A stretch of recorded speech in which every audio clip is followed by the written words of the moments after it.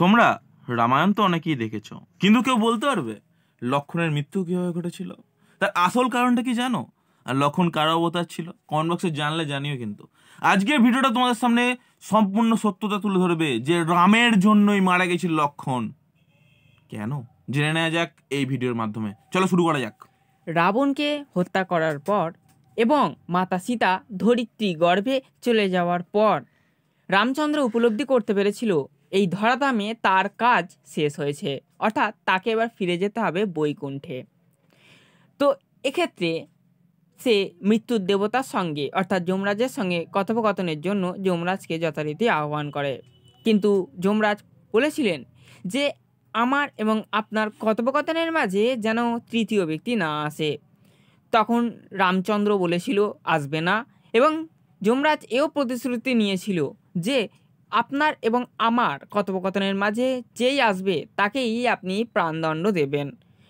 তো এই কথারীতি বা এই নীতি মেনে নিয়ে রামচন্দ্র যথারীতি লক্ষণকে পাহারাদার হিসাবে দ্বারে নিযুক্ত করে। ঠিক এমন সময় কথোপকথন চলছে, ঠিক আসে ঋষি দুর্বাসা।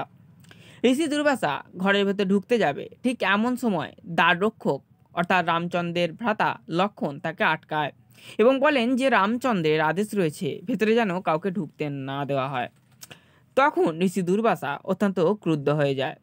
ক্রুদ্ধ হয়ে গিয়ে অযোধ্যাবাসীকে অভিশাপ দেবে বলে লক্ষণকে ভয় দেখায় বা লক্ষণকে বলেন।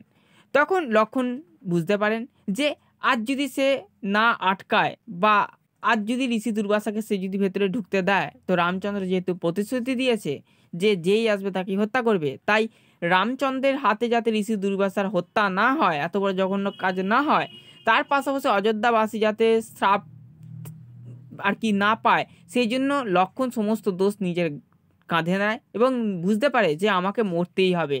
সেই ভয় না পেয়ে সে চলে যায় রামচন্দ্রের কাছে এবং রামচন্দ্রের প্রতিশ্রুতি অনুযায়ী রামচন্দ্রকে যমরাজ স্মরণ করিয়ে দেয় যে আপনি যেই আপনার কক্ষে আসবে অর্থাৎ আমাদের মধ্যে যেই আসবে তাকে হত্যা করবে। একথা মনে করার সঙ্গে সঙ্গে রামচন্দ্র কেঁদে ফেলে।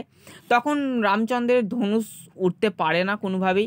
তখন যমরাজ বলে যে আপনি একটা কাজ করতে পারেন, যে আপনি ওকে ত্যাগ করে দিন, কারণ আপনার এবং এই লক্ষণের মধ্যে ভালোবাসার যে সম্পর্ক তা ত্যাগ করা মানেই মৃত্যুরই সমান। তো এ কথা শোনা মাত্রই লক্ষণ বলে যে আপনি আমায় ত্যাগ করবেন, তার আগে আমি আমার প্রাণ বিসর্জন দেবো। এই বলে সে জলে নিজের দেহ ত্যাগ করে দেয়, অর্থাৎ সে নদীর ভেতরে চলে যায় এবং সে নিজের দেহ ত্যাগ করে দেয়। তো এইভাবেই মারা গিয়েছিলেন আমাদের লক্ষণ। এতক্ষণ পর্যন্ত আপনারা যে ভিডিওটা দেখছিলেন একদম সত্য কাহিনী। তোমরা কতজন জানতে যে সত্যি লক্ষণ এইভাবেই মারা গেছিল? জানলে অবশ্যই কমেন্ট বক্সে জানাবে যে আমি জানতাম লক্ষণ আর এইভাবে মারা একটা গেছিল। রামচন্দ্রের ছেলে মেয়ের নামকে অবশ্যই কমেন্ট বক্সে জানাবেন। অবশ্যই ধন্যবাদ ভিডিওটা দেখার জন্য। ভিডিওটা ভালো লাগলে বন্ধুদের শেয়ার করে দেবেন এবং আমাদের সাথে যুক্ত থাকার জন্য চ্যানেলটাকে সাবস্ক্রাইব করে বন্ধুদের শেয়ার করে দেবেন। ধন্যবাদ।